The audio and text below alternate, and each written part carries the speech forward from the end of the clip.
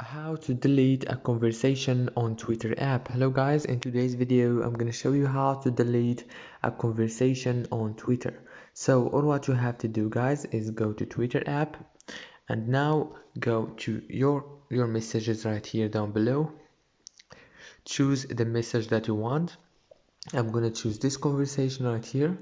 Click on it and go to the top right here. Click on this little option and click delete conversation and it will be deleted. If this video was helpful, please don't forget to like and subscribe. Thank you so much for watching.